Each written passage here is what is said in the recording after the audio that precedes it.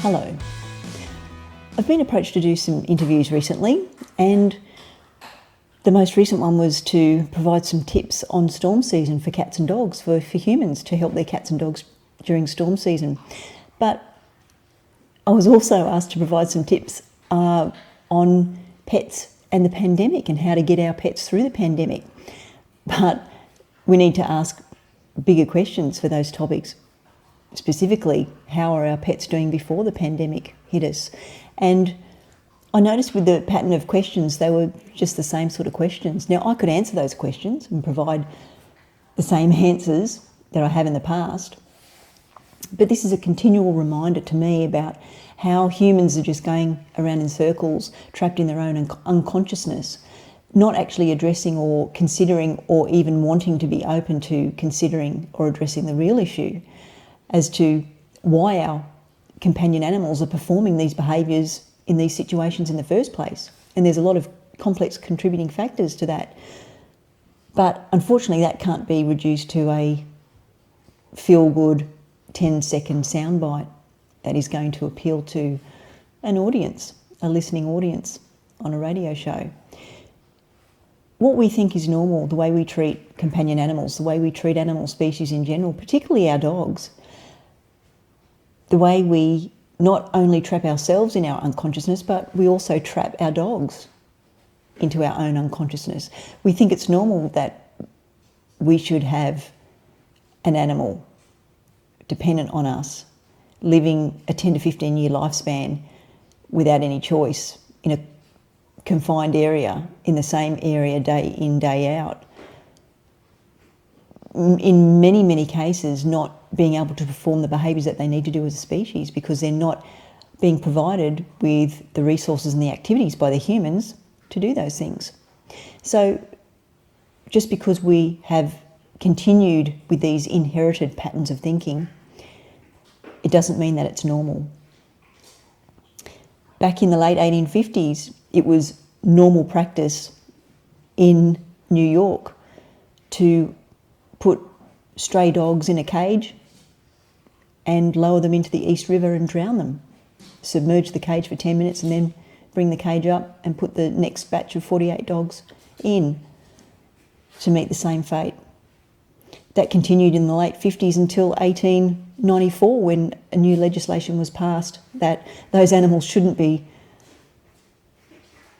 drowned in that way, that they actually should be then under the care of the American Society of the Prevention of Cruelty to Animals. One grim day in July 1877, 738 adult dogs and 20 puppies were drowned in that way on that day. Now, it's a continual reminder that when we hear a dog that's been barking for hours on end, or a dog lunging on leash or being reactive to other dogs, that should be a continual reminder of how we're trapping companion animals in our own unconsciousness, because we expect them to live in close confines with us the way that we think they should be living in close confines with us, not according to what they need as a species in their own right. So every single dog that shows or demonstrates fearful behaviour towards storms or fireworks, loud noises, men with beards, people wearing hats, motorcycles going past, skateboards going past, that should be a continual reminder that that isn't normal. That should be a continual reminder of how we are trapping companion animals into our own unconsciousness. So every puppy that you see advertised on Gumtree, where you question the price and think that's too much, but you don't question the welfare of that puppy and how that puppy was actually brought into the world and whether that puppy was adequately socialised in those critical first couple of months of their life, that should be a continual reminder of how you're trapping animals and companion animals, specifically dogs, into your own unconsciousness. every veterinarian that doesn't question whether they should be forcing a dog in order to take blood or put a catheter in, that should be a continual reminder of how we are trapping animals in our own unconsciousness.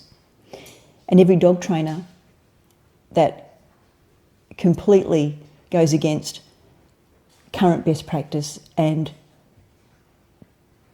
working according to what the science says, and instead continues to punish dogs using prong collars, shock collars, choke chains, punishment, intimidating techniques, that should be a continual reminder of how you are not just trapped in your own unconsciousness, but you've firmly trapped another living species in your own unconsciousness as well.